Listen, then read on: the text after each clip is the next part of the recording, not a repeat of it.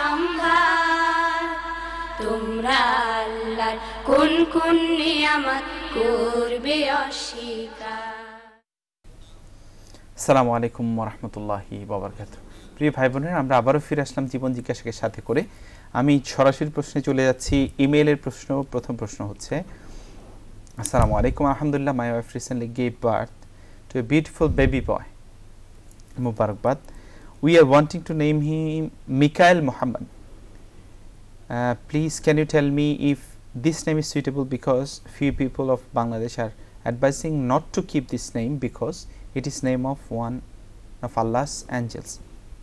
Okay, এটা তো আসলে মানে এই জন্যই গুরুত্বপূর্ণ যে মিকাইল মুহাম্মদ ফেরেশতার নামে মানুষের নাম রাখা যাচ্ছে কিনা। এটা গুরুত্বপূর্ণ। প্রথমে আমরা দোয়া করছি আল্লাহ পাক আপনার সন্তানকে সুস্বাস্থ্য দান করুন এবং খাঁটি বিশ্বাস হিসেবে বড় হওয়ার সুযোগ দিন। মিকাইল ফেরেশতাদের নাম রাখা যাবে কিনা কোনো মানুষের? মিকাইল, জিবরাইল এই জাতীয় অনেকের নাম আছে। আমরা দেখছি আমাদের আল আজহার ইউনিভার্সিটিতে আমাদের একজন প্রফেসর ছিলেন, উনার নাম ছিল ডক্টর জিবরিল, এরকম ছিল, এবং তিনি খুব দিনদার একজন প্রফেসর ছিলেন, ইসলামের উপর খুব বিশেষজ্ঞ ব্যক্তিত্ব ছিলেন। এছাড়াও আরও অনেক স্কলারের নাম আমরা দেখেছি, জিবরিল এরকম আছে।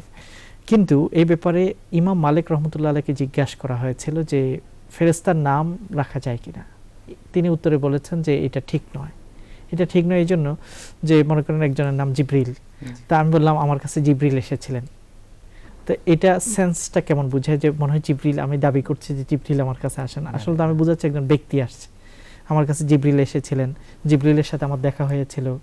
তো এই জাতীয় কথাগুলো অনেক সময় ভুল একটা ধারণা সৃষ্টি করতে পারে, এরকম একটা কারণেই এটা ঠিক নয় ফেরেশতাদের নাম রাখা।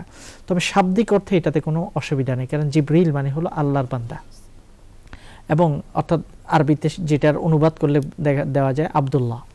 তো ফেরেশতারা আল্লাহর খুব খুব অনুগত বান্দা, আল্লাহর খুব অনুগত সৃষ্টি, সেই হিসেবে নাম রাখতে কোনো আপত্তি ছিল না। তবে অনেক স্কলার এটাকে অপছন্দ কিংবা মাকরুহ বলেছেন, তবে কেউ সেটাকে হারাম বা নিষিদ্ধ বলেননি, এটাকে মাকরুহ বলেছেন। এই জন্য আমার মনে হয় যে আমরা সাহাবায়ে কেরাম কিংবা নবীদের নামে তাদের নামকরণ চেষ্টা করব, অথবা এমন সুন্দর নাম যেটা খুব অর্থবোধক এবং সুন্দর, এরকম নামকে সিলেক্ট করার জন্য চেষ্টা করব। জি, আমরা কলে চলে যাচ্ছি। আসসালামু আলাইকুম। জি, আসসালামু আলাইকুম। ওয়ালাইকুম আসসালাম। জি, আপনার প্রশ্ন বলেন। ওয়ালাইকুম আসসালাম। আমার প্রশ্ন ছিল মানে কোরআন শরীফ সম্বন্ধে। কোরআন শরীফে ধরেন ইংলিশে ওযু ছাড়া এটা পড়া যায় কিনা? ইংলিশে ইংলিশে লেখা আছে নিচে, ওকে, সেটা ওযু ছাড়া পড়া যাবে কিনা? আচ্ছা, ঠিক আছে। একদিকে ধরেন ইংরেজি আছে, একদিকে আরবি আছে, তারপরে আবার তাফসীর আছে। ওকে, ইনশাআল্লাহ। আর কোনো প্রশ্ন? জি না, এই আমার। ওকে, জাযাকাল্লাহ। জি, এই ব্যাপারে স্কলাররা দুরকম মতামত দিয়েছেন। প্রথমত, যদি কোরআন শরীফ আরবি টেক্সট এটার পরিমাণ যদি কম হয় এবং অনুবাদ এবং তাফসীর কিংবা ব্যাখ্যা যদি বেশি হয় অন্য ভাষায়, তখন এটাকে স্পর্শ করা যাবে বলে স্কলাররা মত দিয়েছেন। যে কোরআনের টেক্সটের পরিমাণ কম কিন্তু অনুবাদ ইত্যাদি কিংবা তাফসীর এটা বেশি, তখন এটাকে স্পর্শ করা যাবে। তবে আমরা চিন্তা করি যে অজুর কারণে অনেকে কোরআন চর্চা থেকে, কোরআন স্টাডি থেকে যে বারবার অজু করতে ঝামেলা, অথবা বয়স্ক মানুষ অজু রাখা যায় না, তখন এইসব অজুহাতে যাতে কোরআন থেকে দূরে না থাকে, কোরআনের অনুবাদ ইত্যাদি পড়ার সুযোগ আছে। তবে এটা খেয়াল রাখতে হবে যে অজু ছাড়া মূল টেক্সটে যেন হাত দেওয়া না হয়, মূল টেক্সটে হাত না দিয়ে বাইরে কভার দিয়ে সেটাকে ধরতে কোনো আপত্তি নেই, যাতে কোরআন চর্চা থেকে একজন বান্দা দূরে না থাকে। আশা করি বুঝতে পেরেছেন। কারণ যারা কোরআন ও ইংলিশে কিংবা বাংলায় বা অন্য ভাষায় পড়ছেন, তারা কোরআনের প্রতি অমর্যাদা করা উদ্দেশ্য নয়, কাজে তাদের নিয়ত যেহেতু পরিশুদ্ধ, এজন্য তাতে কোনো আপত্তি থাকবে না। জি, আরেকটা ইমেইলের প্রশ্ন হচ্ছে ইতালি থেকে। ওনারা খুবই প্রেজ করেছেন আমাদের এই প্রোগ্রাম নিয়ে এবং ওনার ফ্যামিলি সহ দেখেন। তো ওনাদের রমজান তো আমাদের জন্য একটা অতিথি, তো রমজানের পাশাপাশি ওনাদের ফ্যামিলিতে একটা সন্তানও আসছে, আলহামদুলিল্লাহ। তো এটার নাম ওনারা ঠিক করেছে ফারিস মোহাম্মদ, FARIS, ফারিস মোহাম্মদ। এটা একটু আপনার কাছ থেকে ডাবল চেক করতে চাই। জি, এটা নামটা সুন্দর আছে, ফারিস। এটা হচ্ছে আরবি শব্দ হলো ফারিস, যার অর্থ হলো ঘোড় সওয়ার। যারা ঘোড়ার উপর সওয়ার হয়, ঘোড় সওয়ার, এদেরকে বলা হয় ফারিস। এবং যারা যুদ্ধের সৈনিক তাদেরকে বলা হয় ফারিস। ফারিস মোহাম্মদ মানে হলো আল্লাহর নবীর সৈনিক। চমৎকার নাম, সুন্দর নাম, এটা এই নাম রাখতে কোনো আপত্তি নেই এবং কিছুটা ভিন্নতা আছে ফারিস, আশা করি এটা সুন্দর একটি নাম ইনশাআল্লাহ। আমরা পরবর্তী কলে যাচ্ছি, আমাদের দেখি টেলিফোনে কে আছেন। আসসালামু আলাইকুম। ওয়ালাইকুম সালাম। জীবন আপনার প্রশ্ন? আমি এসেক্স থেকে বলছি। আমি আমার প্রশ্ন হলো যে ধরেন আপনাদের এই যে সিস্টেম আছে, আমার স্বামী আমাকে অনেকদিন আগে ফেলে চলে গেছিল, তারপরে উনি ফিরে আসছেন, তখন আমি উনাকে বললাম যে তুমি যদি আমার সাথে থাকতে চাও তাহলে সিস্টেম চুরি করতে পারবো না, আমাকে লোন প্রেন হতে পারবো না, আমি আমার সবকিছু তোমার কি কি প্রফিট কি কি আছে সেগুলো দেখায় তারপরে একসাথে টুকদার হতে পারি। তখন সে এই বিষয়ে সে রাজি না হওয়াতে সে আমাকে ছেলে আবার চলে গেছে, সে এটা রাজি হচ্ছে না, সেটা সে করবে না। এই জন্য আমি বলছি আমি মিথ্যা কথা বলতে পারবো না, আমি তওবা তাহির করছি, আমি 5 ওয়াক্ত নামাজ পড়ি, আমি আর মিথ্যা কথা বলবো না, আমি সত্য পথে চলতে চাই। তো উনি এর ফলে উনি বাংলাদেশ মানে আমাদের দেশে আবার বিয়ে করছেন টেলিফোনে। তো এটার জন্য আমি এখন খুবই কষ্ট পাচ্ছি যে আমি কেন মিথ্যা কথা বলতে পারলাম না, কেন আমি তাকে ধরে রাখতে পারলাম না, এই জন্য আমি খুবই দ্বন্দ্বের মধ্যে আছি। কিভাবে আমি শান্তি পাবো আপনারা একটু আমাকে বলে দিন প্লিজ, আমি টেলিফোন রাখার পরে। ঠিক আছে বোন। জি, বিষয়টা সুস্পষ্ট হলো না যে কি সত্য বলতে হচ্ছিল বা কি মিথ্যা বলতে হচ্ছিল। আমার কাছে যতটুকু মনে হলো, ধরেন এখানে তো থাকতে হলে অনেকভাবে ধরেন এই যে বিভিন্ন গভর্নমেন্টের ফ্যাসিলিটিস গুলো নিতে হয়, তখন তো প্যারেন্টসের একটা আশ্রয় নিতে হয়, এরকম কিছু একটা হতে পারে আমার কাছে মনে হলো।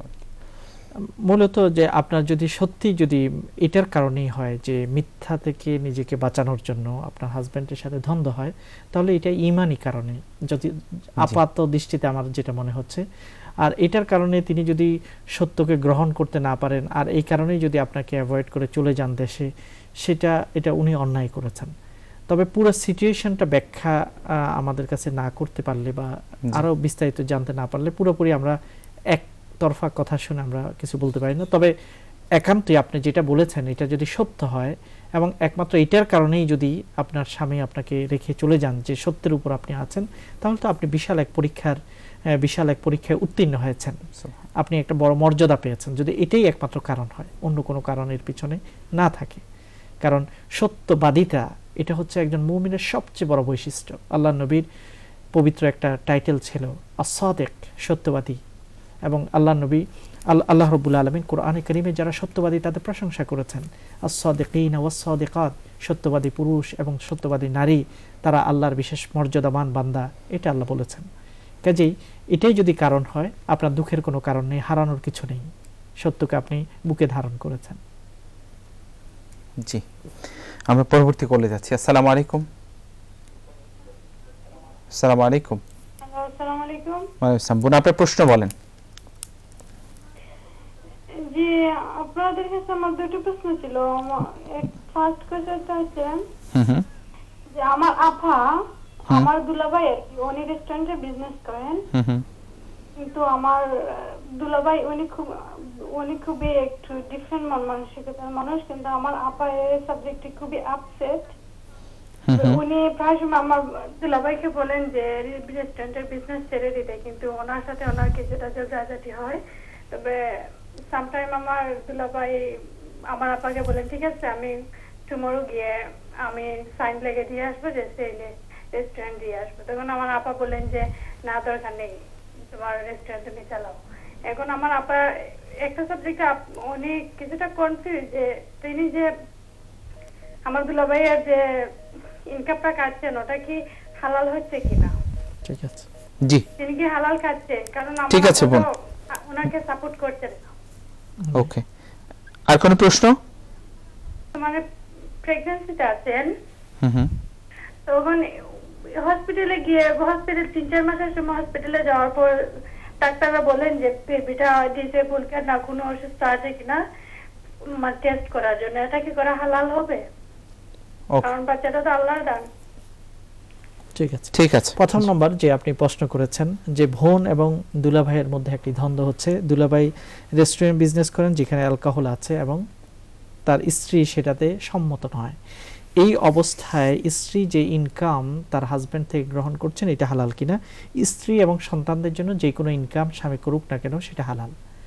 যিনি ইনকাম করবেন উনার দায়ী দায়িত্ব থাকবে, কারণ একজন স্ত্রীকে আল্লাহ অধিকার দিয়েছেন তার হাজব্যান্ড থেকে তার ভরণ পোষণ আদায় করার, সন্তানদেরকে আল্লাহ এই অধিকার দিয়েছেন তার বাবা থেকে ভরণ পোষণ গ্রহণ করার। এখন সেই ভরণ পোষণ দেওয়ার জন্য বাবা কিভাবে ইনকাম করছেন কিংবা স্বামী কিভাবে ইনকাম করছেন এটার জবাব তাদেরকে দিতে হবে না, বরং শুধু স্বামীকেই দিতে হবে। এই জন্য আপনার বোন যেহেতু তাকে বুঝাচ্ছেন যে যাতে করে পরিপূর্ণ হালাল ওয়েতে করে, এরপরে তার দায়িত্ব আর থাকে না, বরং তার জন্য ইনকামটা হালাল হবে। দ্বিতীয় হলো প্রেগন্যান্সিতে যদি টেস্ট করতে হয়, বিভিন্ন টেস্ট করতে হয়, এটাতে শরীয়তের কোনো আপত্তি নেই। কারণ প্রেগন্যান্সি অবস্থায় বাচ্চার পরিচর্যা নেওয়া এবং মায়ের পরিচর্যা নেওয়া এবং খোঁজ খবর নেওয়া বিভিন্ন টেস্ট ইত্যাদির মাধ্যমে তাতে শরীয়ত কোনো আপত্তি করে না, যদি শরীয়তের কোনো সুস্পষ্ট বিধান সেখানে লঙ্ঘিত না হয়। আর যদি 3 মাস 4 মাস অবস্থায় যদি অথবা 6 মাস অবস্থায় যদি ডাক্তাররা বলে যে বাচ্চা ডিসেবল, তাহলেও ডিসেবল হলেও এটা আল্লাহর পরীক্ষা। বাচ্চার প্রাণ আসার পরে কোনোভাবেই বাচ্চাকে ধ্বংস করা যাবে না, প্রেগন্যান্সিকে রক্ষা করতে হবে। অনেক সময় দেখা যায় যে ডাক্তাররা বলেছিল যে এই সমস্যা আছে, কিন্তু ভূমিষ্ঠ হওয়ার পরে দেখা যায় ধীরে ধীরে ওই সমস্যাগুলো কেটে যায়। এই জন্য বাচ্চার প্রাণ এসে যাওয়ার পর কোনোভাবেই বাচ্চাকে তার গর্ভে ধ্বংস করা যাবে না। আশা করি আপনি উত্তরটা পেয়েছেন। পরবর্তী কলে যাচ্ছি। আসসালামু আলাইকুম। আসসালামু আলাইকুম।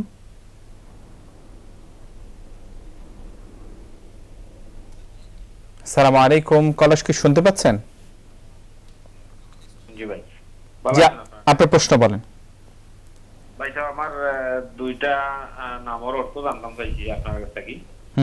আমাদের অর্থটা হইয়া দিবা। আচ্ছা, নাম কি রেখে ফেলছেন না? জি না, দেখে না এখনো, মানে ওগুলা অর্থ জানি আর নির্দিষ্ট করব। আচ্ছা, ঠিক আছে। এই একটা নাম হইল কি আপনার ইশফাক জাহান, আর আরেকটা নাম হইল কি আশফাক জাহান। দুটোটা কোন শব্দ বা নামগুলার অর্থ প্লিজ বলবেন?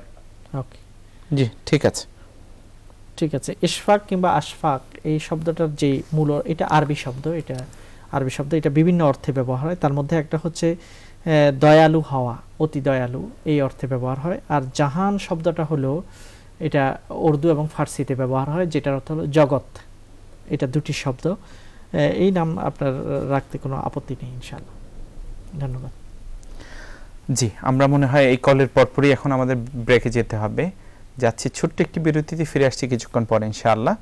তখন আশা করি আপনাদেরকে সঙ্গে পাবো। আসসালামু আলাইকুম ওয়া রাহমাতুল্লাহি ওয়া বারাকাতুহু। তোমরা আল্লাহর কোন কোন নিয়ামত করবে অস্বীকার, যেখানে